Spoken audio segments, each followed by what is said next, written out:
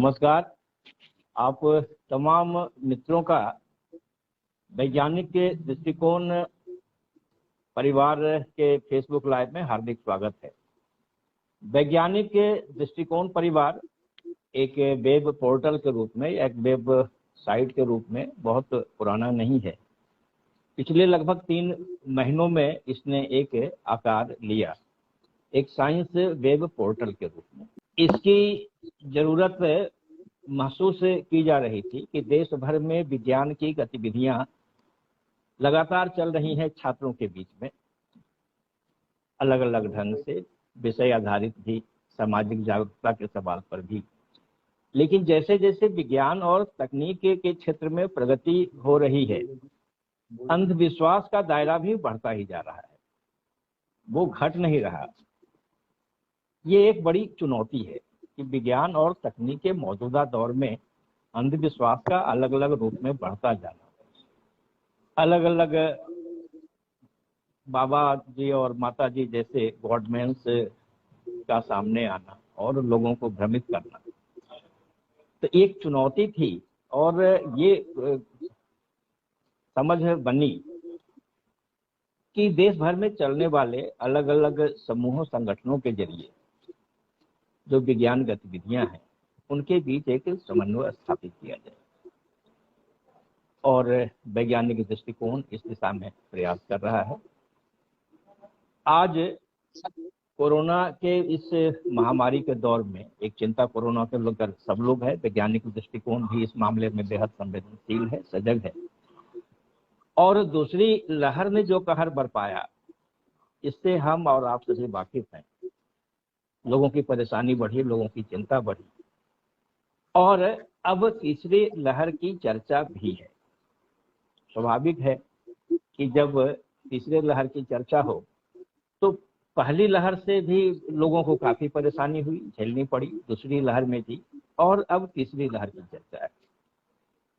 खासकर कुछ विशेषज्ञों की राय है कि शायद इसमें हमारे बच्चे अधिक प्रभावित हो सकते हैं पहली और दूसरी लहर की तुलना में। इसी को आधार बनाकर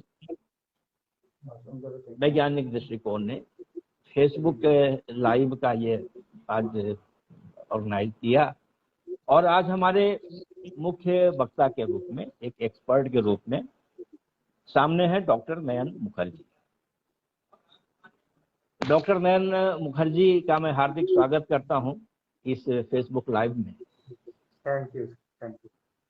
doctor Nayan Mukherjee medical officer हैं Purulia Devgan Mahato government medical college,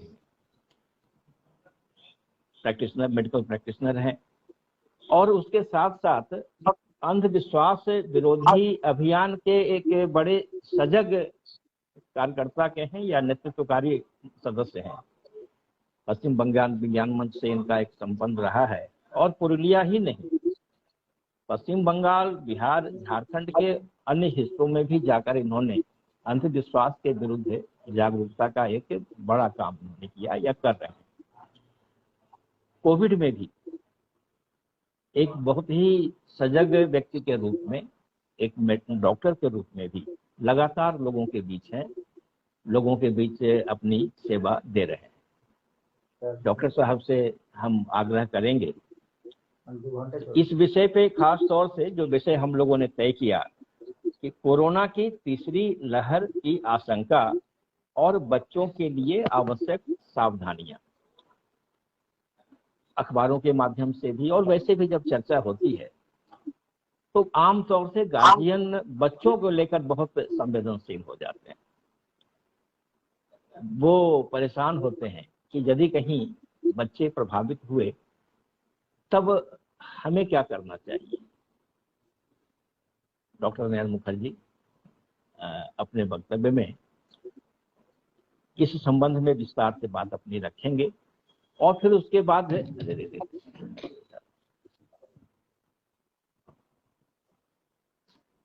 बाद यदि कुछ प्रश्न सामने आते हैं और हम चाहेंगे आपसे कि कुछ प्रश्न रखें ताकि उसका उत्तर भी डॉक्टर साहब दे सके।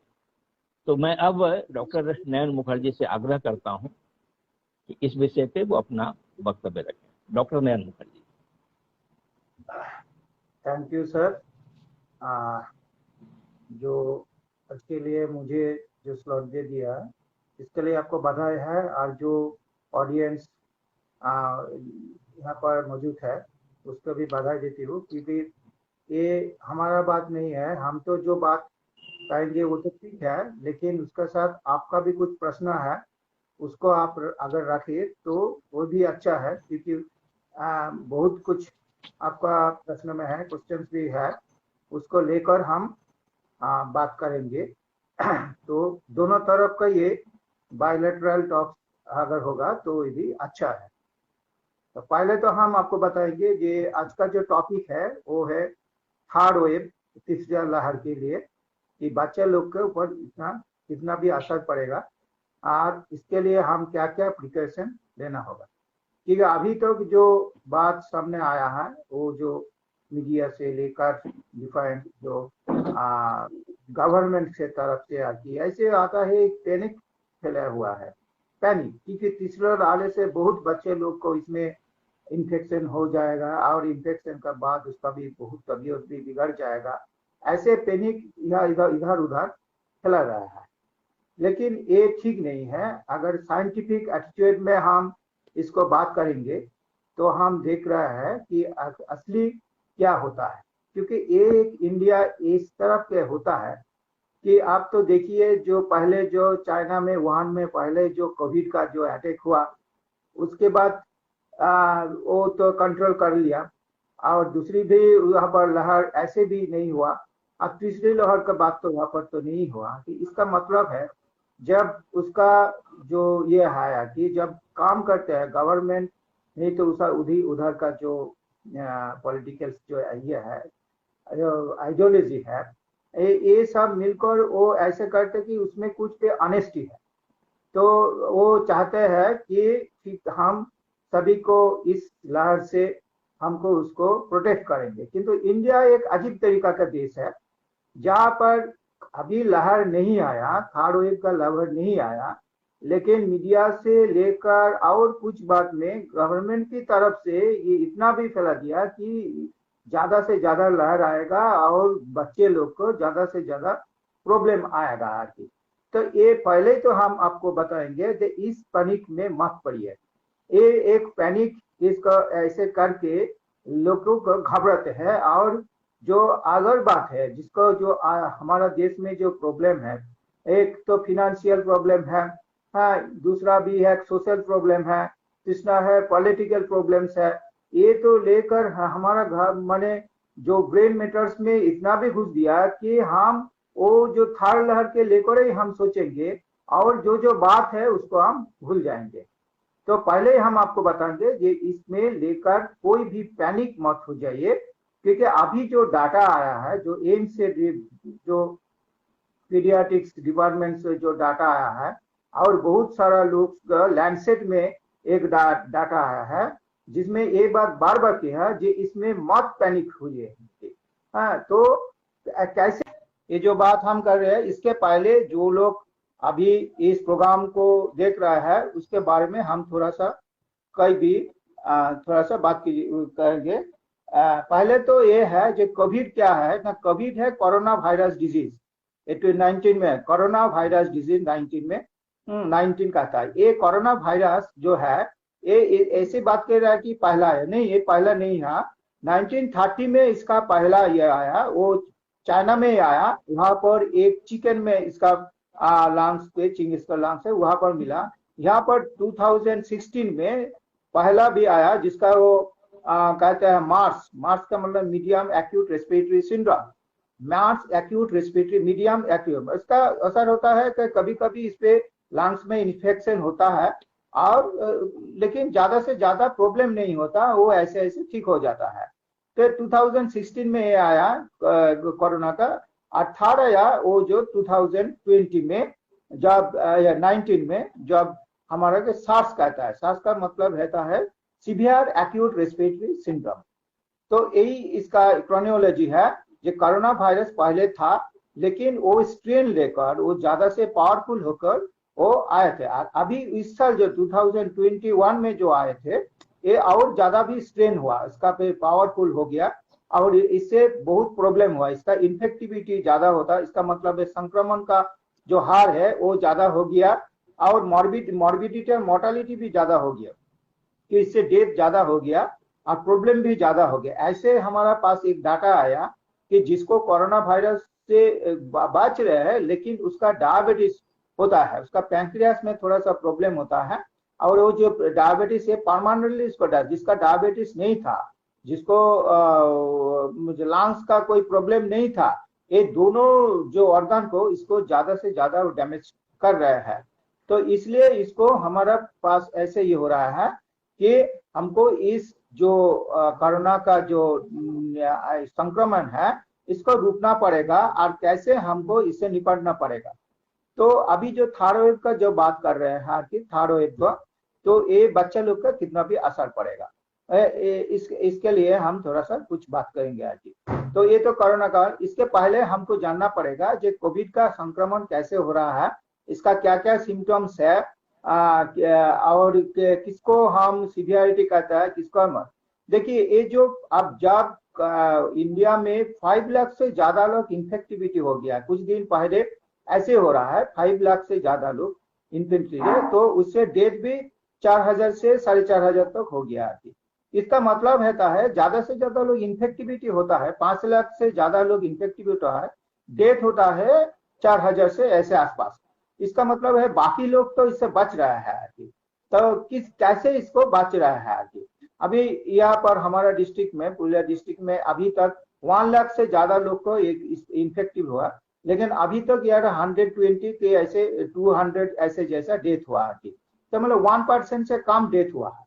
तो ज्यादा से ज्यादा लोग कैसे बच रहे हैं, इसका मतलब होता है एक शरीर में, हमारा शरीर में एक प्रोटेक्टिव मैकेनिज्म है जिसको आप इम्यूनिटी सिस्टम कहता है। इम्यूनिटी सिस्टम जो हमारा पास जो इन्फेक्टिविटी, जो इन्फेक्शन होता है, कभी कभी ऐसे जो वायरस जैसे चिकन पॉक्स जब होता है, तो चिकन पॉक्स का तो कोई दवाई नहीं होता है, जैसे मीजल्स होता है, माम्स होता है, तो इसका कोई दवाई, ये सब क्या है, हेपाटाइटिस ए जिसको हम जॉन्डिस में, नेबा में जिसको कहता है जॉन्डिस होता है, हेपाटाइटिस ए, हेपाटाइटिस बी, ये सब वायरल डिजीज है।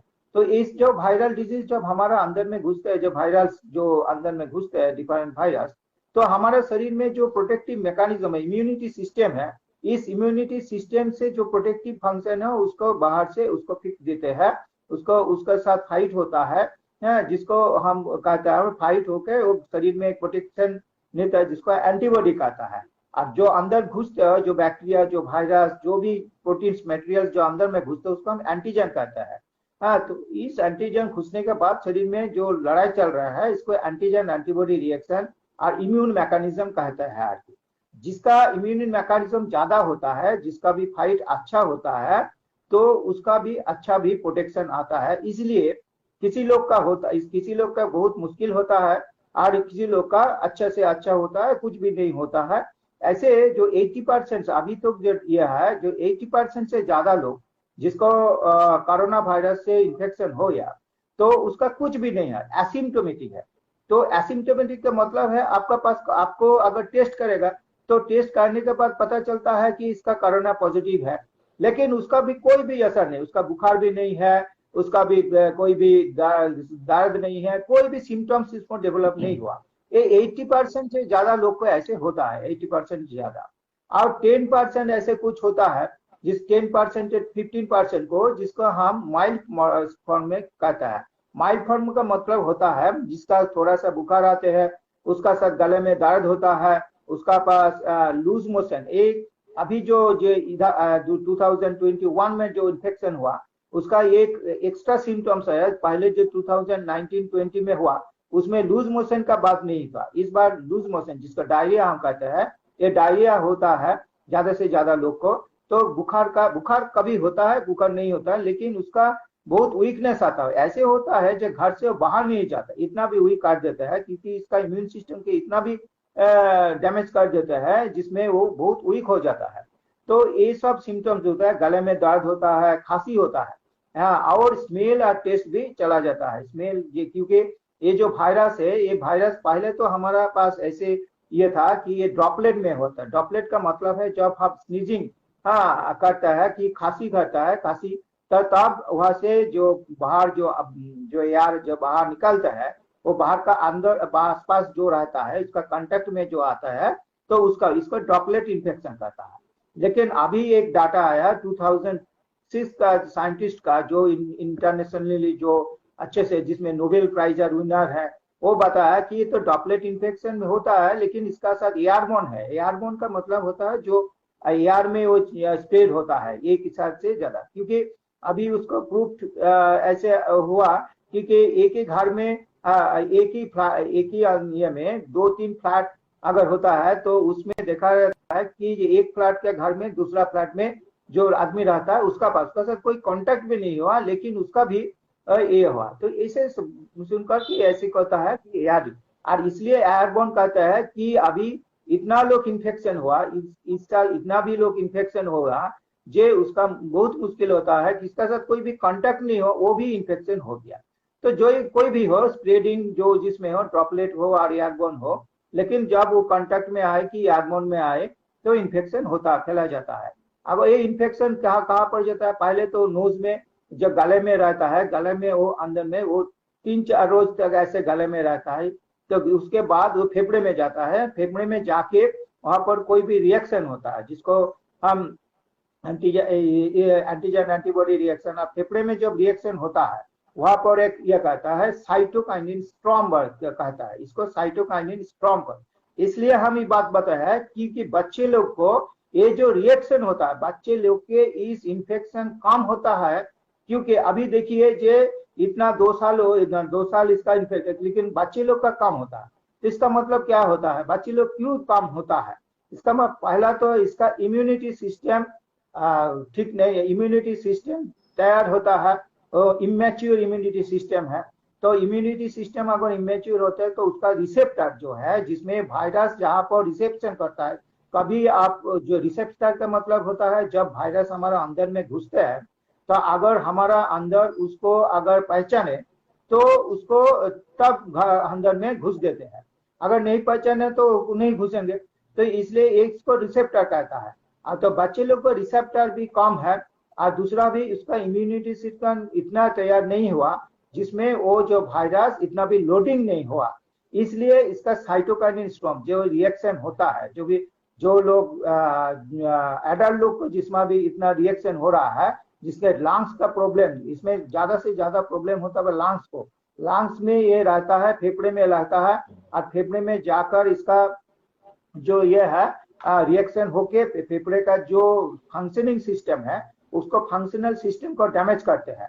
फंक्शनल सिस्टम का मतलब है वहां पर क्या होता है हमारा ब्लड के साथ हमारे एक्सचेंज ऑफ गैसेस होते हैं। एक्सचेंज ऑफ गैसेस मतलब होता है जो हमारा जो हम जो ऑक्सीजन लेते हैं एयर, इसका मतलब है जो एयर लेते हैं उसका साथ जो ऑक्सीजन 20% से ज्यादा जो ऑक्सीजन है वो लंग्स में जाते हैं और लंग्स का साथ ब्लड का जो एक्सचेंज होता है जो गैसीय एक्सचेंज होता है उसमें ऑक्सीजन दे देते हैं और वहां से कार्बन डाइऑक्साइड जो ब्लड से आते हैं उसको लेकर वो बाहर फेंक देते हैं। तो यही होता है। अगर लंग्स के जहां पर डिफ्यूजन होता है जहां पर गैस का जो एक्सचेंज होता है वो डैमेज हो जाता है तो डिफ्यूजन थोड़ा सा कम हो जाता है और कम हो जाने से क्या होता है हमारा ब्लड में ऑक्सीजन कम जाते हैं और ऑक्सीजन कम जाने के बाद ऑक्सीजन सैचुरेशन भी फॉल कर रहा है और ऑक्सीजन सैचुरेशन अगर फॉल कर रहे हैं तो हमारा पहले तो डैमेज होता है ब्रेन डैमेज होता है, दूसरा भी डैमेज होता है किडनी डैमेज होता है, इसके बाद हार्ट होता है कि लंग्स होता है, सभी ऑर्गन्स को डैमेज। लेकिन पहले तो हमारा ब्रेन में असर पड़ता है क्योंकि ब्रेन 30% से ज्यादा ब्लड उसमें निकलता है वो ज्यादा से ज्यादा काम करता है।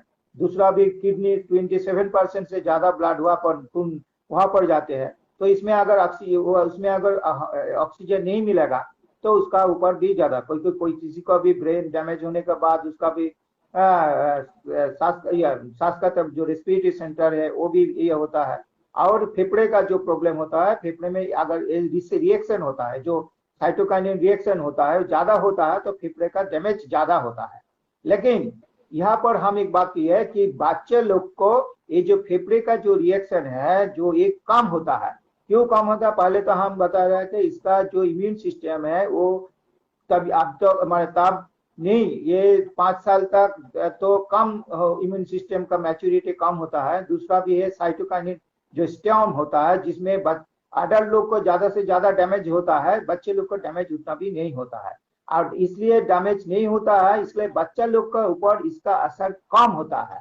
इसलिए इतना 2 साल में जो बच्चे लोग का जो कोविड का अटैक भी कम हुआ, और अटैक भी हुआ तो उसको भी ज्यादा से ज्यादा उसका जो बॉडी का जो प्रॉब्लम आ रहा है वो जो प्रॉब्लम कम हो रहा है, यही एक है। तो इसके लिए हम जो पैनिक फैल रहा है, जो पैनिक फैल रहा है, जो बच्चे लोग के इतना होगा उतना होगा, यही बात कोई नहीं है।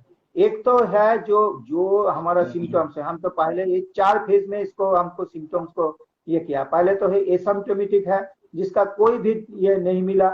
दूसरा है थोड़ा सा सिम्टम्स है, जिसमें बुखार है, गला में दर्द है, लूज मोशन है, वीकनेस है, स्मेल भी चला गया, टेस्ट भी चला गया, ऐसे ऐसे होता है। तो इसका माइल्ड, इसके लिए और इसके क्या होता है, इसका घर में ट्रीटमेंट आप कर सकते हैं। और घर में ट्रीटमेंट होम आइसोलेशन, जिसको हम होम आइसोलेशन। लेकिन जब उस पर सांस का तकलीफ होता है, सांस का तकलीफ अगर ज्यादा होता है तो उसको हॉस्पिटल में भर्ती करना पड़ेगा। लेकिन कौन सा आदमी को हम हॉस्पिटल में लेना है, ये एक बात है। देखिए हमारा जो सैचुरेशन है, जो 90 जो सैचुरेशन जो पाल्स ऑक्सीमीटर में हम देख रहे हैं, पाल्स ऑक्सीमीटर में हमारे जो सैचुरेशन 95 से 100 तक ऐसे ऐसे इधर इधर होता है, 94 से 100 तक, इसमें कोई भी नॉर्मल है। अगर 94 से 90 तक आया, इसका मतलब है हमारा जो फेफड़े है, फेफड़े कम कम काज कर रहा है, इसका मतलब है थोड़ा सा प्रॉब्लम है। लेकिन ऑक्सीजन पे जरूरत नहीं है। लेकिन 90 से कम हो जाएगा, अगर 90 से 80 में 85 86 ऐसे हो जाएगा, तो उसका तुरंत ऑक्सीजन का इंतजाम करना पड़ेगा और ऑक्सीजन देना पड़ेगा। क्योंकि इससे जब कम हो जाएगा, 85 से कम हो जाएगा, तो उसका असर सारा शरीर में जो जो ऑर्गन है उसमें डैमेज हो जाएगा। और एक बार जब अगर ब्रेन एक बार डैमेज हो जाएगा, ब्रेन में कम ऑक्सीजन मिलेगा, तो इसका इरिवर्सिबल चेंज, जिसमें परमानेंटली डैमेज हो जाएगा। और परमानेंटली डैमेज अगर हो जाएगा तो बहुत मुश्किल है, कोई भी जगह में, सीसीयू में हो कि आपको वेंटिलेशन में देना हो, कोई भी है, इसमें कुछ नहीं होगा। जिसलिए हम देख रहे हैं अच्छा अच्छा आदमी लोग जिसका कोरोना हुआ और उसका जो प्रॉब्लम ज्यादा से उसको, जैसे हमारा जो पहला प्रधान या राष्ट्रपति थे प्रणब मुखर्जी के हुआ था, और बहुत लोग को हुआ था कि हमारा यार एक बड़ा जो एडिटर है, एक रिपोर्टर का जी टीवी का, वो उसका भी हुआ, अंजन बनर्जी। तो ऐसे ऐसे जिस लोग का एक बार ज्यादा परमानेंटली डैमेज हो जाए ब्रेन और किडनी को, तो उसको रिवर्स करना बहुत मुश्किल होता है। इसलिए हमारा जो बात है, जो 84 से 85 से जब कम हो जाए, तो उसका घर में ट्रीटमेंट करना बहुत मुश्किल है। उसका तुरंत हॉस्पिटल में, जहां पर फैसिलिटी है, फैसिलिटी का मतलब है कोई भी ऐसे जैसे छोटा हॉस्पिटल है, प्राइमरी हेल्थ सेंटर, नहीं तो सेकेंडरी जो रूरल हॉस्पिटल, इसमें भर्ती करने से कुछ नहीं मिलता। क्योंकि एक तो बात है, जहाँ पर आईसीयू फैसिलिटी नहीं है, जहाँ तो सीसीयू फैसिलिटी नहीं है, जहाँ पर वेंटिलेशन का नहीं है, वहां पर आप अंदर जाते तो ऑक्सीजन जो ऑक्सीजन आप घर में देते हैं वहां पर ही ऑक्सीजन भी मिलेगा, तो ठीक है। लेकिन उससे ज्यादा भी ट्रीटमेंट का जरूरी है, तो उसका भी असर वहां पर नहीं। इसलिए जिस हॉस्पिटल में इसका इलाज है, जिस हॉस्पिटल में ये सब फैसिलिटीज है, जैसे हम बता रहे हैं वेंटिलेशन का फैसिलिटी है या आईसीयू का फैसिलिटी है, उसको वहां पर भर्ती करना पड़ेगा। तो यही बात है, जिसका रेस्पिरेटरी प्रॉब्लम है उसका भी यह है। तो ये रेस्पिरेटरी प्रॉब्लम हम कैसे कैसे मालूम होगा, तो पहले तो है जो हमारे जो बच्चे लोग का रेस्पिरेटरी प्रॉब्लम क्या है, कैसे हमको मालूम है। बच्चे लोग का रेस्पिरेटरी जो डिसऑर्डर होता है, उसका लिए एक सहज तरीका है, जिसके लिए कोई पल्स ऑक्सीमीटर भी की जरूरत नहीं है। क्योंकि हमारे जो बच्चे लोग का निमोनिया से ज्यादा बच्चा लोग ऐसे अटैक होता है, तो उसको हम क्या करते हैं, पहले तो हमारे पास तो पल्स ऑक्सीमीटर पहले हम सर्जिकल डिपार्टमेंट के, जहाँ पर जो ऑपरेशन थिएटर में ही मिलता था, लेकिन वार्ड में नहीं मिलता था। वार्ड में नहीं भी मिलने से हमको क्लिनिकली एक आई ऑब्जर्वेशन में आपको पता चलता है कि इसका सांस का तकलीफ कैसे। ये खूब सहज बात है कि आप बच्चे लोग का जो ये है, जो रेस्पिरेशन चल रहा है, हमारे जो जैसे हम पाल्स काउंट करते हैं, पाल्स जैसे बच्चे लोग का पाल्स ज्यादा होता है, 100 से ज्यादा होता है, 110 ऐसे होता है, उसका रेस्पिरेशन रेट भी ज्यादा होता है। हमारे जो एडल्ट का जो रेस्पिरेशन रेट है वो 12 से 18 तक व 20 तक ऐसे नॉर्मल है।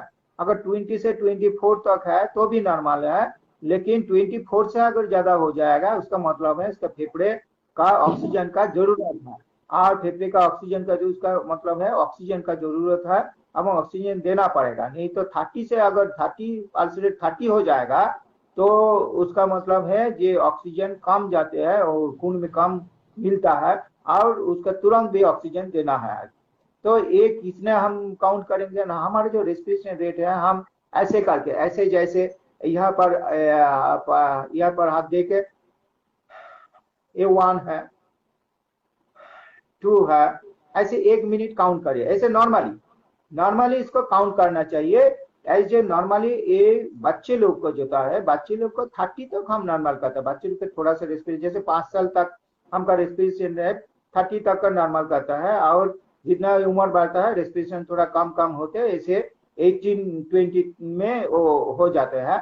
तो बच्चे लोग को थोड़ा सा कम, बच्चे लोग को अगर, लेकिन 30 से अगर ज्यादा होता है इसका मतलब है उसका फेफड़े में, जैसे फेफड़े में कोई भी इंफेक्शन हुआ और रेस्पिरेशन भी ये हो। तो यही एक बात है जिसमें हमें रेस्पिरेशन रेट 30 से अगर ज्यादा है तो उसका मतलब है उसका फेफड़े का प्रॉब्लम आया है और इन्फेक्शन भी आया है, और इसका तुरंत ट्रीटमेंट करना पड़ेगा, और जो रिक्वायरमेंट है तो ऑक्सीजन देना पड़ेगा। तो यही एक बच्चे लोग का यह है, 5 साल में ऐसे 30 से ज्यादा हो जाएगा तो ऐसे उसका साथ बुखार भी होता है। एक तो ये देखिए जो बच्चे लोग का एक प्रॉब्लम होता है, क्योंकि आप 1 साल का 2 साल का बच्चे लोग तो उसका जो प्रॉब्लम होता है वो तो नहीं आपको मतलब, क्योंकि उसको वो नहीं बात नहीं कर सकते, तो उसका देख के आपका पता है उसका सिम्टम्स जो है जो ये है उसको आपको देख के नहीं क्लिनिकल ऑब्जर्वेशन करके इसको मालूम होता है। जैसे बुखार हम देख सकते हैं, बुखार भी होता है, अगर गला में दर्द होता है तो वो जो खाना खाते हैं खाना नहीं खाते हैं, गला में खाना नहीं खाते और खाने जोर से खाने से उसको उल्टी कर देते हैं, तो उसका मतलब है गले में कोई प्रॉब्लम है। और एक टेस्ट का प्रॉब्लम है, वो तो टेस्ट और स्मेल वो तो नहीं बता सकते हैं। एक जो 5 साल का है वो बता सकता है, लेकिन एक 2 साल का ये तो उसका टेस्ट क्या है और स्मेल क्या है इसके बारे में कुछ नहीं हुआ। लेकिन एक काम करना पड़ेगा, कोई भी बीटा ड्रॉप्स के जैसे करला का कोई ड्रॉप्स, करला का एक बूंद अगर उसमें उसका टांग में अगर मिलाए तो वो क्या करेगा, उसको बाहर निकालने फेंक देने का ट्राई करेगा। इसका मतलब है उसका जो बिटरनेस है, बिटरनेस के मतलब टेस्ट है उसको उसको उसको पता है, और उसको कुछ नहीं उसके अगर एक कोई बिटर कोई ये है जो ड्रॉप्स को, जैसे करेला का जो हम बता रहे का नीम का जो यह रस है उसको अगर कोई टांग में अगर टच करेंगे तो अगर उसको बाहर यह है तो उसका मतलब है उसका टेस्ट ही कुछ भी नहीं करेगा, जिसका मतलब है उसका टेस्ट भी चला गया। कि ऐसे थोड़ा सा क्लिनिकली हम ऑब्जर्व करने का बच्चे लोग का, और 5 साल का तो ठीक है, 5 साल का थोड़ा सा बात करेंगे कि तो टेस्ट और इसमें ये दोनों पहला चीज है जिसमें कोरोना का संक्रमण का एक ये है कि जिसमें हम पता चलता है कि इसका टेस्ट स्मेल चला गया। दूसरा है गले में दर्द, तो हम बता है जो गले में दर्द उसको ठीक से पानी नहीं पीना हुआ, ठीक में जो माँ जो ब्रेस्ट फीडिंग है वो ठीक से नहीं कर रहे हैं। तीसरा है बुखार है, बुखार उसका साथ भी है, बुखार तो हम तो देख सकते हैं, और बुखार नहीं है कभी कभी बुखार में नहीं मिलता तो उसका कि लूज मोशन ज्यादा होता है, लूज मोशन का होता है ज्यादा से, और ये खांसी ज्यादा होता है। खांसी ऐसे खांसी है, देखिए ये तो हमारे पास तो कोरोना के बाद और कुछ भी है, जैसे रेस्पिरेटरी निमोनिया भी होता है, कोई भी बैक्टीरिया का इन्फेक्शन होता है, टाइफाइड भी हो सकता है, मलेरिया भी हो सकता है, और बहुत चीज ऐसे है, खांसी पासी ऐसे होता है। लेकिन इस जो कोरोना का जो खांसी है, कोविड संक्रमण का जो खांसी हो रहा है, इसका एक उपाय है जिससे हम पता चलता है कि कोरोना का कोविड का सिम्टम्स भी हो सकता है। क्योंकि ये जो खांसी है, एक काशी 1 घंटा कम से कम 1 घंटा चलता रहता है, किसी भी तरीका कोई भी काफ सिरप देने से कोई भी ऐसे गार्गल करने से कुछ भी ऐसे कुछ भी नहीं होता है, एक काशी 1 घंटा चलता है। और बुखार के बारे में जो होता है, जो बुखार छूटता नहीं, पैरासिटामोल देने के बाद भी छूटता नहीं। और लूज मोशन के बारे में एक ही है, जो लूज मोशन जो होता है, जैसे हम 2-3 दिन का उसका एंटीकोडायरियल ड्रग्स अगर देंगे, हाँ तो उसमें उसको कंट्रोल हो जाता है, लेकिन ये 7-8 रोज ऐसे ही चलता रहता है। तो ये कोविड का जो सिम्टम्स है, अलग जो डिजीज है उससे थोड़ा सा हम डिफरेंशिएट कर सकते हैं, जिससे हमको पता चलता है कि इसका कोविड सिम्टम्स भी हो सकता है शायद। लेकिन घबराने का कोई बात नहीं है अगर उसका रेस्पिरेटरी प्रॉब्लम कुछ नहीं, क्योंकि जो लूज मोशन है उसको हम ORS, जिसको हम इलेक्ट्रोलाइट दे के, नहीं तो ज्यादा से ज्यादा पानी पी के, ब्रेस्ट फीडिंग दे के, और उसके साथ थोड़ा सा एंटीबायोटिक दे के उसको भी हम उसका कंट्रोल करते हैं।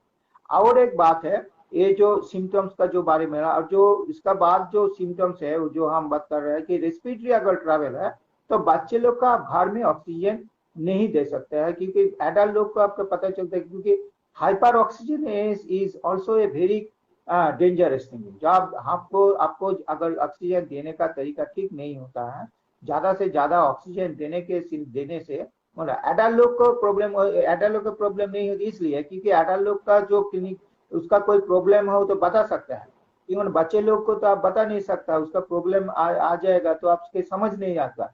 इसलिए बच्चे लोग का अगर रेस्पिरेटरी कोई प्रॉब्लम है, कोई सांस का तकलीफ हो तो तुरंत हॉस्पिटल में एडमिट करना पड़ेगा।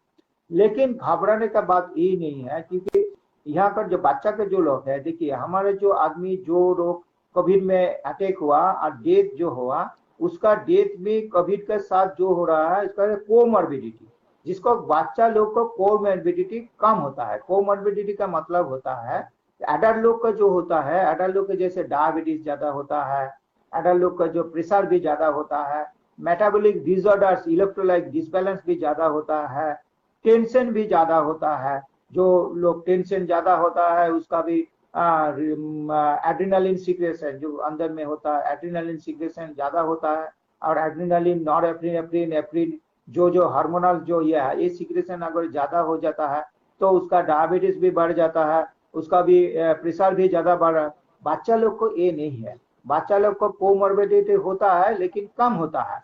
कोमॉर्बिडिटी जैसे उसका नेफ्राइटिस ज्यादा, नेफ्राइटिस किडनी का प्रॉब्लम, लेकिन कम होता है। तो किडनी का प्रॉब्लम कभी कभी होता है, कभी कभी निमोनिया जैसे ऐसे कोई मरीज ऐसे आता है, लेकिन इसका खूबी ऐसे कम है जैसे एडल्ट लोग को ज्यादा से ज्यादा कोमॉर्बिडिटी होता है। एडल्ट लोग का हार्ट का डिजीज ज्यादा होता है, एडल्ट लोग का किडनी का डिजीज ज्यादा होता है। तो इसलिए बच्चे लोग को अगर अटैक भी हुआ तो डैमेज भी कम होता है। ऐसे एक डाटा आया कि दिल्ली में एक ये किया, वो जो बच्चे लोग का हॉस्पिटल में एडमिट का एक कुछ दिन तक, 2 सप्ताह में 1 लाख को बच्चों को सर्वे किया जिसका कोविड हुआ। लेकिन 1 लाख से जो चेन्नई में किया, कर्नाटक में किया, बेंगलोर में किया, ये बच्चे लोग के, तो इसमें एक डाटा आया कि सभी को देख के कि 1 लाख का जो बच्चे को जो कोविड में आया उससे 500 को हॉस्पिटल में एडमिट करना पड़ा। तो देखिए 1 लाख से 500 कितना परसेंटेज हो, तो पहले 1000 भी हुआ तो 1% होता है, लेकिन 1% 0.5% वो एडमिट हुआ। और ये 500 से का 2% का डेथ हुआ। तो इसका मतलब है 500 से 2 आदमी का मतलब होता है 10 लाख का ऐसे कुछ होता है आगे। तो देखिए 1 लाख का कोरोना का कोविड का यह हुआ, उसमें 500 का प्रॉब्लम हुआ, 500 से 10 लोग को इसमें देहांत हुआ कि बच्चे लोग को डैमेज हुआ। तो 1 लाख से 10 माने कोई भी परसेंटेज में नहीं आते हैं, 1% भी तो नहीं आते हैं, तो इतना कम होता है। तो इसलिए बच्चे लोग के लिए घबराने का बात नहीं है। पहले तो हम बताया कि इसका इम्यून सिस्टम मैच्योर नहीं है, इसका कोविड का प्रॉब्लम कम आते हैं। दूसरा है इसका कोमॉर्बिडिटी कम होता है, और इसका जो ऑर्गन्स है बहुत अच्छा होता है। इसलिए हम उसको ज्यादा से ज्यादा ड्रग्स देने से उसका बहुत वो कंपेंसेट करता है। उसका जो ऑर्गन्स है न्यूली डेवलप्ड ऑर्गन्स होता है, इसलिए उसका ऑर्गन्स भी बहुत अच्छा होता है। जैसे एक 60 इयर्स का जिसका ऑर्गन है उसका बहुत, जैसे फैटी लीवर होता है, किडनी का जो फंक्शन है वो भी कम होता है, फेफड़े का जो फंक्शन है वो भी कम होता है। तो सभी का जो फंक्शनल हो, जो 100 से उसका 20% 30%, तो ऐसे ही तो उसका एजेड होने से उसका ज्यादा से ज्यादा डैमेज हुआ। लेकिन बच्ची लोग का डैमेज कम होता है क्योंकि अभी तो उसका जो ऑर्गन है वो तो तैयार होता है। इसलिए ये बच्चे लोग के लिए इतना भी पैनिक होना एकदम है। दूसरा जो चीज है जो आप जो यह होना चाहिए, ये ड्रग्स ऐसे ड्रग्स के बारे में हमको थोड़ा सा केयर होना चाहिए। जैसे हम देखा कि एडल्ट लोग, अभी कुछ दिन पहले हम देखा कि जिंक और विटामिन सी और डॉक्सीसाइक्लिन और एजिथ्रोमाइसिन लेके कितना भी ब्लैक मार्केटिंग हुआ। अभी भी एक डाटा आया, उस डाटा में अभी गवर्नमेंट का एक ऑर्डर भी आया, इतना दिन पर गवर्नमेंट का जो यह है वो बताया, जब ये जो ब्लैकमेलिंग है तब उसका पता नहीं, अभी वो बताया कि ये जो डॉक्सीसाइक्लिन एजिथ्रोमाइसिन है, जिंक है, इसका कोई भी जरूरत नहीं है। लेकिन इसका तो जो ब्लैक मार्केटिंग और जो मेडिसिनल जो डिस्ट्रीब्यूटर्स है, जो मेडिसिनल फैक्ट्रीज है, डिपार्ट जो मल्टीनेशनल, वो तो बिजनेस कर लिया। क्योंकि एक विटामिन सी जो 30 पैसा में मिलता है वो 3 रुपया से 5 रुपया तक तो इसमें नहीं है, ऐसे करके वो मार्केट में उसको भेज दिया। और हम तो ऐसे देख के जो विटामिन सी खाने से, जिंक खाने से हमारा भी कोरोना नहीं है, जैसे वो बाबा रामदेव ने किया वह कुछ दिन पहले। वो एक आदमी था जो इस देश को और 200 बच्चे है। अभी तो जो राष्ट्रीय जो गवर्नमेंट जो वो तो है ही है, कभी वो जो कहता है कि गोमूत्र, कोई गोबर में नहाना है, और वो कोरोनिल कैप्सूल के बारे में बताया कि कोरोनिल कैप्सूल के ये लोग है। अभी कुछ दिन पहले बताया डॉक्टर लोग को, बताया कि ये लोग सेफ नहीं है तो आप कैसे सेफ करेंगे, ये सब बात किया आज की। तो ये लोग इसका बात मत ध्यान दीजिए। और जो सुपरस्टिट्यूशन है डिफेंस, आप कभी कभी ऐसा करो वैसा करो, ये हमारा देश के बाद में कोई भी देश में ऐसे नहीं होता, इस देश में ऐसे होता है। क्योंकि यहाँ का जो पॉलिटिकल लीडरशिप है, जो गवर्नमेंट में रहता है, ऐसे चाहता है। जो पहला डे आए थे, दूसरा भी डे आने के लिए वो तो क्या किया हम देख रहे हैं, और तीसरा भी वेब शो आ रहे हैं, उसके लिए वो इंतजार है कि जितना दिन लॉकडाउन रहेगा, जितना दिन इसके कोरोना के लेकर हम माने घबरा रहेंगे, तो और कोई भी बात में हमारा सोच नहीं। हमारा इधर भी इतना भी लोग है, हम तो कैंप भी जाते, रोज हम 2-3 कैंप करते हैं विलेज में। अभी हम देख रहे हैं कि हमारे पास क्या है, हमारे जो इतना भी इंफ्रास्ट्रक्चर है हेल्थ सिस्टम का, जिनका वो तो एकदम ब्रेक डाउन कर दिया। हम तो एक ही डिजीज में हम पड़ रहा है, कोरोना का। इसका बाद जो कभी इतना लोग मर जाता है, जिसमें हार्ट का प्रॉब्लम है, जिसका किडनी का प्रॉब्लम है, जिसका कोई डायरिया का प्रॉब्लम हो, तो उसका कोई भी इलाज नहीं होता। कोई भी हॉस्पिटल में डॉक्टर रहता है तो इलाज भी नहीं होता है, अगर दवाई है तो डॉक्टर भी नहीं है, नर्स भी नहीं है, ऑक्सीजन भी नहीं है। ऐसे जैसे होता है जो हमारा देश में एक ही डिजीज है, वो है कोरोना, और कोई भी डिजीज नहीं है। लेकिन माने कोरोना के बाद में इतना भी डिजीज है जिसके लिए इतना इतना बड़ा हॉस्पिटल है, इतना भी यह है, उसके बारे में कोई भी ध्यान नहीं दिया, और ऐसे तो चल रहा है। तो ऐसे रहिए, हम ड्रग्स के बारे में आप मत करिए। वो जो जिंक और विटामिन सी एक घर में मिलता है, घर में जो जो हमारा खाना है, उस खाना में इतना भी विटामिन सी और जिंक मिलता है, जिसका बाहर से खाने का कोई, जैसे हमारे विटामिन कहाँ पर मिलता है, हमारे अमरूल में मिलता है, हमारा जो अभी जो मैंगोस है इसमें ज्यादा मिलता है, हमारे नींबू पानी है इसमें भी ज्यादा मिलता है, तो इसमें ज्यादा मिलता है, तो यही तो हम खाते हैं, तो इसमें ज्यादा मिलता है। तो बाहर से खाने का जिंक तो ज्यादा से ज्यादा जो हरा सब्जी है उसमें ज्यादा मिलता है, मछली में ज्यादा मिलता है। तो अगर ये सब खाते हैं तो, और प्रोटीन, जो प्रोटीन आपका जो हमारा जो इम्यूनिटी सिस्टम को जो बढ़ाने के लिए रहता है, इम्यूनिटी सिस्टम बढ़ाने के विटामिन सी जिंक इसका जरूरी है, लेकिन वो हमारा खाना में रहता है और कोई एक्स्ट्रा खाना का जरूरत नहीं है। तो ये है प्रोटीन जो खाते हैं, प्रोटीन के लिए इम्यून, अभी एक यह है immune booster drugs, immune booster syrup, immune booster, ये सब बाहर से आते हैं, तो इसका कोई जरूरत नहीं है। ये तो हमारा घर में मिलता है प्रोटीन। हम क्या चावल या दाल में जो मिलता है, सीरियल्स में मिलता है, सोयाबीन में मिलता है, और मछली में मिलता है, एग्स में मिलता है, मीट में मिलता है, तो ये सब प्रोटीन तो हमारा इधर भी इतना भी मिलता है। तो हम एक्स्ट्रा प्रोटीन का खाने का कोई जरूरत नहीं है, तो खाने के बल है। या और एक चीज बच्चे लोग की अच्छे है कि इसका तो टेंशन नहीं होता है, टेंशन का बात नहीं होता है। अगर 18 साल का यह है वो उसका होता है थोड़ा कैरियर के लिए कि, लेकिन 10 साल से नीचे से उसके तो इतना भी कैरियर के लिए इतना भी नहीं ध्यान रहता है, इसलिए उसका टेंशन भी कम होता है। टेंशन जब कम होता है तो उसका मेंटली रिलैक्सेशन भी होता है, मेंटल रिलैक्सेशन में इम्यूनिटी सिस्टम अच्छा होता है। जो एडल्ट लोग के जो प्रॉब्लम आता है अभी, जो मेंटल प्रॉब्लम जो आता है, जिसका फिनेंशियल प्रॉब्लम आता है, सोशल प्रॉब्लम आते हैं, उसका जो सर्विस भी चला गया, ऐसे उसको लेकर उसको बहुत रिलैक्सेशन में नहीं है उसका मेंटल प्रॉब्लम। लेकिन बच्चे लोग का जो 10 साल का कम उम्र में है उसका इतना भी ये है, घर में अगर ठीक से पढ़ाई कर रहे हैं, ठीक से घर में जो आपका जो ये है उसमें पढ़ाई कर रहे हैं, तो ऑनलाइन में टेस्ट में क्लास कर रहा है, तो और उसका साथ जो घर इंडोर्स गेम्स है, इंडोर्स गेम्स में अगर उसको आप सहाय करेंगे, जो पेरेंट्स है उसमें आप सहाय करेंगे, तो वो बच्चे लोग अच्छा रहेगा। लेकिन एक प्रॉब्लम है, जो 10 साल से ज्यादा जिसको अभी वो जो क्लास 10 का जो परीक्षा नहीं हुआ, क्लास 11 12 का परीक्षा नहीं हुआ, और जो लोग अच्छा जो स्टूडेंट अच्छा है जिसमें पढ़ाई ज्यादा करते हैं, हाँ उसका करियर पे लेके थोड़ा सा सोच उसका आते हैं, और इसके लेके थोड़ा सा उसका मेंटल प्रॉब्लम, तो इसके लिए पेरेंट्स का कुछ काम है। पेरेंट्स को उसको समझाना चाहिए कि ये जो ये प्रॉब्लम आ रहे हैं बच्चे लोग को, जो लिए जो करियर के लिए जिसका पढ़ाई के लिए जो प्रॉब्लम है, ये तो कुछ दिन तक चलेगा। ये प्रॉब्लम क्या आपका तो आपका का वो बच्चे लोग का तो एकला नहीं है, ये सारा देश का है, सारा विश्व का है, सारा वर्ल्ड का है। तो इसको लेकर थोड़ा सा प्रॉब्लम आएगा, इसको हम निपट लेंगे और ये होगा, तो उसका थोड़ा सा उसका साथ समय देना चाहिए, उसका साथ फ्रेंड्स जैसा करना चाहिए, उसके इंडोर्स गेम्स में आपको उसका साथ उसका आपको एक साथ में इंडोर्स गेम्स में आपको मिलना चाहिए।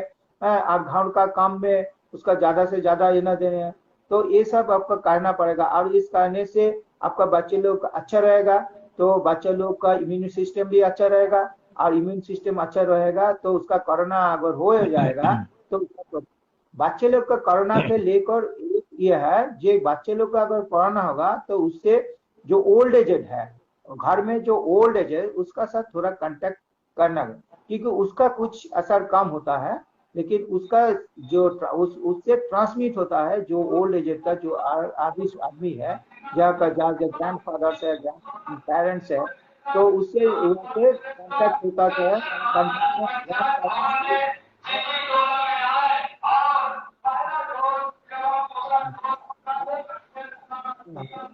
हाँ, तो इसलिए इसको ये करना चाहिए।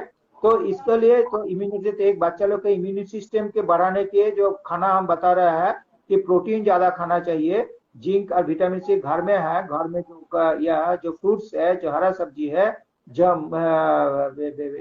एनिमल्स प्रोटीन है उसको ज्यादा से ज्यादा दीजिए। और थोड़ा सा कोई प्रॉब्लम है उसका, उसको अगर कोई भी डिजीज में अगर ज्यादा हो उसका, जैसे चिकन पॉक्स ज्यादा हो, मिजिल्स हो, माम्स हो, ऐसे कोई डिजीज में अगर वो ये करेगा तो उसको ठीक से उसका कंट्रोल करना चाहिए, और उसका तुरंत उसको ट्रीटमेंट करना चाहिए, जैसे वो कोई भी डिजीज में वो सफर नहीं कर।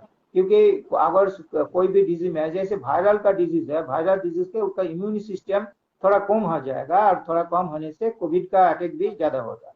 लेकिन कोविड के लिए इतना पैनिक नहीं है जितना पैनिक का फैल रहा है डिफरेंस ये में, जो इतना भी आ रहा है, और उसका बच्चे लोग का ज्यादा से ज्यादा प्रॉब्लम, ये ठीक नहीं है। ये अभी जो लैंडसेट का जो ये आया डाटा है, और एम से जो वहाँ का जो पीडियाट्रिशियंस के आया उसमें होकर बच्चे लोग के लिए इतना भी है, थर्ड जो आ सकता है। लेकिन हमारा पास तो दोनों तरीका का एक्सपीरियंस हो गया, पहला का हम कैसे निपटेंगे निपटिए, दूसरा की कैसे निपटेंगे, तो तीसरा के हम ऐसे ऐसे के। और जो वैक्सीन जो 18 साल का जो वैक्सीन है अगर मिल जाएगा तो उसको तुरंत लेना। वैक्सीन के लेकर बहुत लोग को ऐसे होता है कि वैक्सीन के लेकर, जब वैक्सीन में ऐसा होता है वैसे होता है, किसी का वैक्सीन लेकर मर जाता है, किसी का आंख जाता है, किसी को इन्फर्टाइल होता है। हम एक बात आपको ये है, जो कोई भी वैक्सीन हो, कोवैक्सीन हो कि कोविशील्ड हो, कोई भी वैक्सीन में उस पर कुछ नहीं होता, इतना सेफ है, इतना भी सेफ है जो कोई भी आदमी का अभी तक हमारे इधर 1.5 लाख से ज्यादा लोग का कोई भी एक आदमी का कुछ बुखार आता है, थोड़ा सा बुखार आता है, थोड़ा सा घबराते तबीयत भी प्रॉब्लम आता है, लेकिन 2-3 दिन का बाद उसका ही है। तो ऐसे होता है, ऐसे करने से आपको भेजे। और जो बच्चे लोग को जो करना चाहिए वो है सैनिटाइजर से ज्यादा आपको सोप मांगे, क्योंकि सैनिटाइजर जो है, सैनिटाइजर लेके एक कंपनी है जो मल्टीनेशनल कंपनी, ये भी एक ये है चाल है, क्योंकि ये सैनिटाइजर है, इसमें जो इथाइल अल्कोहल है, ज्यादा से ज्यादा आपको स्किन से इसको नियम है, आपका स्किन का जो ये है, जो इम्यूनिटी, स्किन में एक इम्यूनिटी पावर है, स्किन का, इससे एक इम्यूनिटी पावर, तो ज्यादा से ज्यादा बैक्टीरिया ऊपर रहता है, ज्यादा से यहाँ वो बाहर से ही है, तो ये ज्यादा से ज्यादा अल्कोहल लेने से स्किन डिजीज होता है, कंटैक्ट जैसे केमिकल डर्माटाइटिस, ज्यादा से ज्यादा दिन तक अगर आप सैनिटाइजर यूज करेंगे तो इससे अच्छा है सोप। सोप देखिए सोप का क्या क्या है, एक तो सोप अच्छा है, दूसरा है मिलता है, हम तो सोप यूज करना बहुत दिन से कर रहा है, तो ये बच्चे लोग भी यूज करना, अगर आपको आप प्रैक्टिकली उसको सिखाएंगे तो वो सीख जाएगा।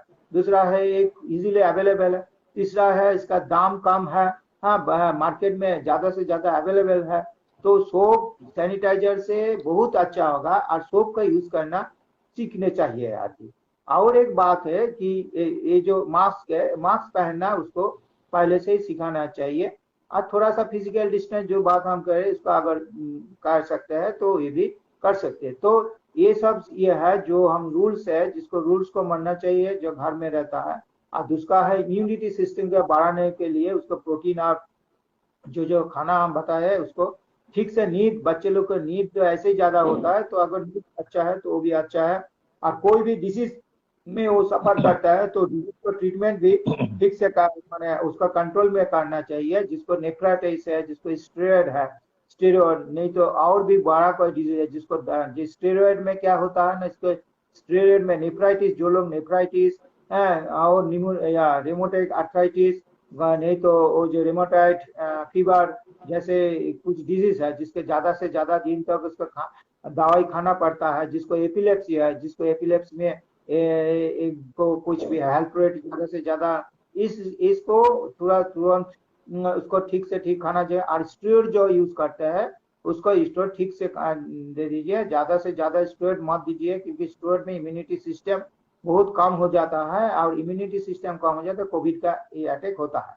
लेकिन कोविड हम एक बात बार बार कर रहे हैं कि बच्चे लोग के लिए घबराने का कोई बात नहीं है, इसका पैनिक मत कीजिए, है पैनिक होने की कोई जरूरत नहीं है यही हमारा बात है। अगर इसके बाद आपको कोई ये है तो हम हाँ हाँ हमें थैंक यू डॉक्टर साहब। एक सवाल जो आया है कि छोटे बच्चों पे आपने काफी विस्तार से अपनी बात रखी, लेकिन वैसे बच्चे जो गर्भ में हैं, यानी गर्भवती माताएं क्या केयर लें कि उनका बच्चा सुरक्षित रहे? हाँ वो भी बच्चे देखिए, जो अगर ये क्या होता है, जो गर्भवती माँ है अगर उसका कोविड होता है, हाँ तो उसको बच्ची जो अंदर में है जो गर्भवती है उसका भी अगर उसका तबीयत घबरा जाता है, माने जिसको जिस माँ को होता है उसका बच्चे लोग को होने का एक चांस है, लेकिन इसमें घबराने का कोई बात नहीं है। हाँ उसको जो गर्भवती महिला उसका ऊपर ध्यान ज्यादा देने, और उसको कोई भी मॉर्बिडिटी ज्यादा से ज्यादा कोई मॉर्बिडिटी नहीं होता है, हाँ तो अच्छा है, इसलिए उसको ज्यादा से ज्यादा केयर होना चाहिए, केयर होना चाहिए, केयर लेना चाहिए। और कोई भी उसको प्रॉब्लम आ जाएगा तो उसका ट्रीटमेंट जो है, मैनेजमेंट जो है, जैसे हॉस्पिटल केयर में वो जो जो ट्रीटमेंट है खास कर चाहिए।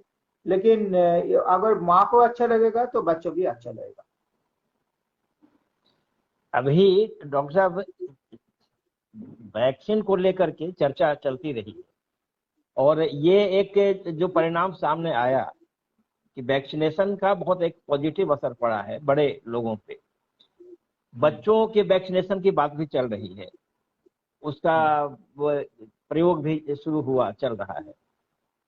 विदेशों में भी बच्चों के वैक्सीनेशन की बात है ताकि बच्चे स्कूल जा सकें।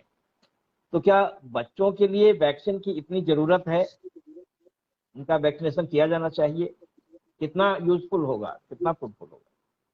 अच्छा होगा, बच्चे लोग को तो वैक्सीनेशन बहुत ही जरूरी है। जैसे अभी तो डाटा आया है जो दिल्ली में बहुत बच्चे लोग को वैक्सीन दे दिया, हाँ लेकिन ये वैक्सीन के लेकर कोई भी बच्चे लोग को ऊपर कोई भी प्रॉब्लम नहीं है, अभी तक कोई भी प्रॉब्लम नहीं है। तो वैक्सीन, ये जो वैक्सीन है बहुत अच्छा सेव है कि इसमें कोई भी दिक्कत नहीं आएगा, तो अगर मिल जाएगा तो इसको तुरंत, क्योंकि वैक्सीनेशन जो इम्यून सिस्टम जो देखिए, हम बच्चे लोग का जो इम्यूनिटी जो है, हम बच्चे लोग को 3 महीना से या 1.5 महीना से हम वैक्सीनेशन 1.5 महीना की जब बच्चे होता है तब हमको बीसीजी देते हैं।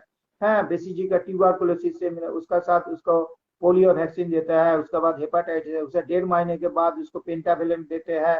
हाँ, और कोई भी देता है। हाँ, तो ऐसे करके उसको 5 साल तक हमका इम्यूनिटी सिस्टम को जो इम्यून सिस्टम पूरा करते हैं ट्यूबर। तो तुरंत अगर वैक्सीन दे देते हैं, ये एक बात है कि एक वैक्सीनेशन के साथ दूसरा वैक्सीन नहीं देना चाहिए। जैसे कोविड से कोविशील्ड, यह जो वैक्सीन कोविड का जो वैक्सीन है कोविक्सिन और कोविशील्ड, वो अलग कोई वैक्सीन के साथ इसको नहीं देना चाहिए। जैसे हम टिटेनस टॉक्साइड, जैसे प्रेग्नेंट मदर को अगर टिटेनस टॉक्साइड हम देते हैं दोनों टाइम देते हैं, तो और बच्चे लोग को डिप्थीरिया पार्टुसिस जो टिटेनस का देते हैं, तो उसका बाद उसको 28 डेज तक कोई भी वैक्सीन नहीं देना चाहिए, क्योंकि हमको पता नहीं कि एक वैक्सीन का दूसरा वैक्सीन का क्या इंटरेक्शन होता है। इसलिए जिसको वैक्सीन देता है उसका तुरंत दूसरा वैक्सीन नहीं देना, उसके लिए थोड़ा सा कोई को 28 डेज से ज्यादा तक उसके इंतजार करना पड़ेगा आगे। तो यही है, और कोई बात नहीं है। इस वैक्सीनेशन का अभी तो कोई जो डाटा है इसमें कोई भी बच्चा के लोग को भी कोई भी असर नहीं हुआ, और जो फॉरेन कंट्री में अभी तो बहुत बच्चे लोग को दे दिया। हमारे दिल्ली में बहुत लोग बच्चे लोग को दे दिया, 5 साल से ज्यादा बच्चे लोग को दे दिया। अभी तो कोई भी डाटा ऐसे नहीं है कि बच्चे लोग का कोई प्रॉब्लम आ रहा है। ये बच्चों के वैक्सीनेशन के सवाल पे डॉक्टर साहब, शहरों में वो सुविधा है, अस्पताल हैं और सुविधा है। ग्रामीण क्षेत्र में बड़ों के लिए भी वैक्सीनेशन में दिक्कत आ रही है कि लोग अभी जागरूक नहीं हैं, या कुछ लोग डरते हैं, या कुछ इस तरह की बातें चर्चा हुई, र्यूमर हुआ, अफवाह हुआ, कई लोग उससे भ्रमित भी हैं और वो बचना चाहते हैं, लेना नहीं चाहते। तो ग्रामीण क्षेत्र में वैक्सीनेशन प्रोसेस को कैसे आगे बढ़ाया जा सकता है? पहले तो एक तो बात हम पहले ही बताया कि जो गवर्नमेंट सेटअप है, इस गवर्नमेंट के सेटअप में जो लोग काम कर रहे हैं वो इतना भी हार्टिली काम नहीं, ऑनेस्टली काम नहीं कर रहे। हाँ, ऑनेस्टली अगर काम कर रहे तो इतना दिक्कत नहीं हो। वो क्या करता है, जाके एक तो लिफलेट दे देते हैं और नहीं तो माइकिंग करके कोई भी ब्रॉडकास्ट करके इसको बता देते हैं। लेकिन हाँ, जो ग्रामीण एरिया में जो वैक्सीन लेकर एक बहुत पैनिक हो गया कि वहां पर ऐसे पैनिक हो गया कि वैक्सीन लेके कोई भी जान चला जाता है, नहीं तो कोरोना हो भी सकता है, नहीं तो आग भी चला जाता है। ऐसे ऐसे हम जब काम करने जाते हैं ग्राम में, तब भी वो जो घर में जो आदमी रहता है घर से भाग रहता है, जैसे कैसे उसको मालूम होता है कि हम उसको वैक्सीन देने से गए थे। तो ऐसे इसके लिए हमको ज्यादा से ज्यादा उसका जो पास जो रूरल हेल्थ प्रैक्टिशनर्स है, जिसको हम आरएमपी कहता है कि कम्युनिटी हेल्थ प्रैक्टिशनर्स है, जो वहां पर काम करते उसका ऊपर उसका फेथ ज्यादा है। तो हम यहाँ पर जो रूरल हेल्थ प्रैक्टिशनर्स को और कम्युनिटी हेल्थ प्रैक्टिशनर्स को उसके लेकर हम उसको भी थोड़ा सा ट्रेनिंग देने शुरू कर दिया कि उसका कि थोड़ा सा उसका अंदर में थोड़ा सा नॉलेज होना चाहिए। क्योंकि अगर ग्राम में क्या होता है, ग्राम में तो कोई भी क्वालिफाइड डॉक्टर नहीं मिलता। जब मिलता है वो जो रूरल जो प्रैक्टिशनर्स है, कम्युनिटी हेल्थ फिजिशियंस है, जो होता है उसका ऊपर उसका डिपेंड कर रहता है। तो उसका जो बात है उसको भी ज्यादा से ज्यादा उसको उसका ऊपर भी ध्यान देता है, उसका विश्वास भी ज्यादा है उसका ऊपर। तो अगर उस लोग को हम ठीक से ठीक नॉलेज देते हैं और उस लोग के हम समझाते हैं, ट्रेनिंग देते हैं, तो वो लोग उस लोग को बता करता है और उसको लोग को यह कहता है। लेकिन ये सब तो नहीं किया ना, ये सब लोग को हम समझते हैं कि करना पड़ेगा। अगर ये नहीं करेगा तो वैक्सीन के लेकर ऐसे पैनिक भी फैल जाएगा आगे।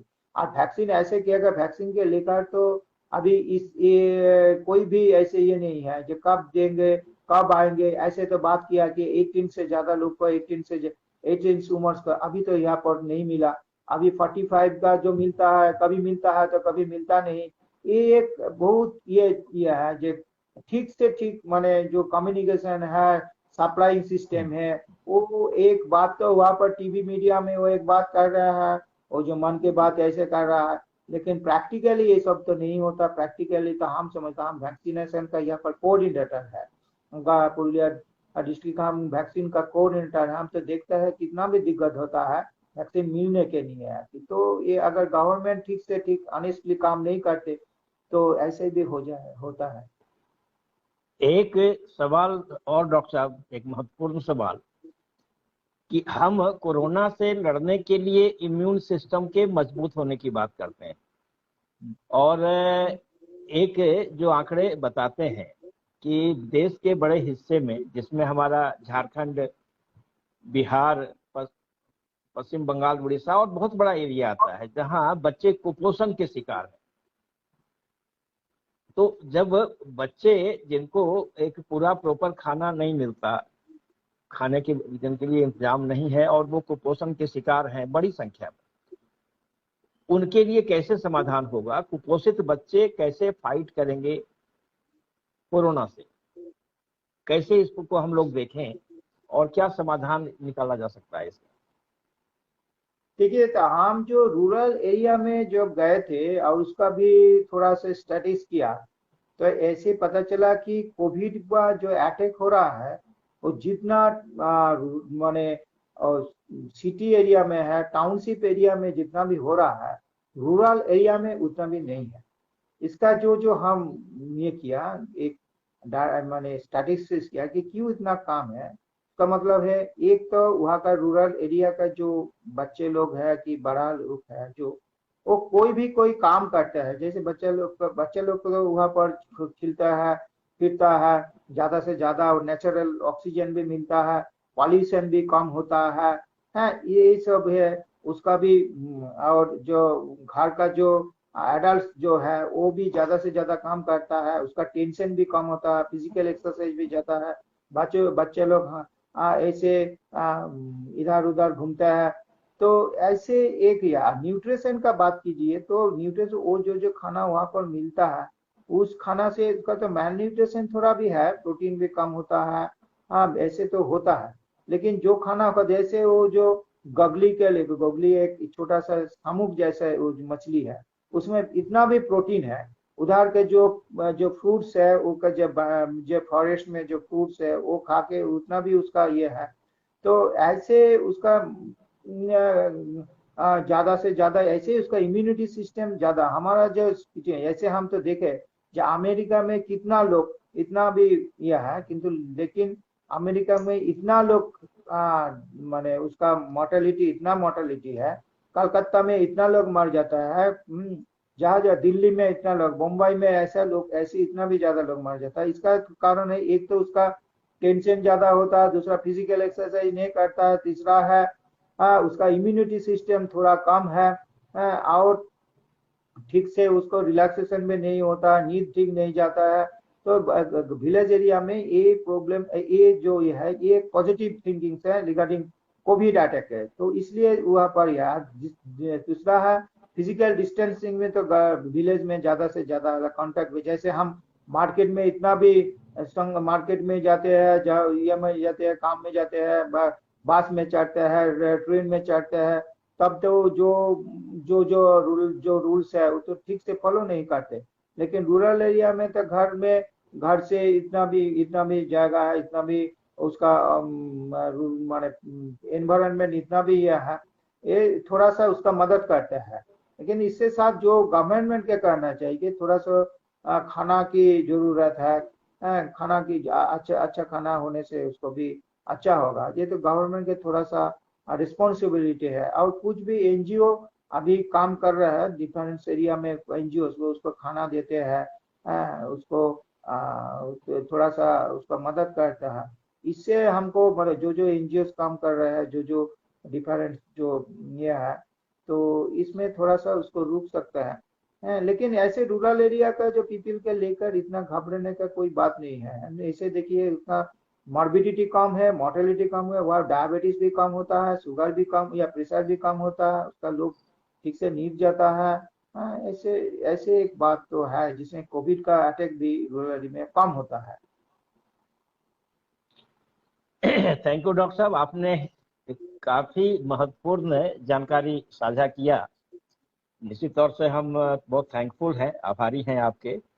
और इस फेसबुक के वैज्ञानिक दृष्टिकोण के फेसबुक लाइव से जुड़े तमाम दोस्तों का जिन्होंने साझा की, जिन्होंने सुना, और इस भरोसे के साथ कि ये एक बेहतर शुरुआत है और आगे हम जो भी वैसे मुद्दे होंगे, जो जरूरी मुद्दे समाज के लिए हैं, जो जरूरी मुद्दे हमारे बच्चों के लिए हैं, जो जरूरी मुद्दे ज्ञान विज्ञान के लिए हैं, उन तमाम मुद्दों पे हम चर्चा करते रहेंगे।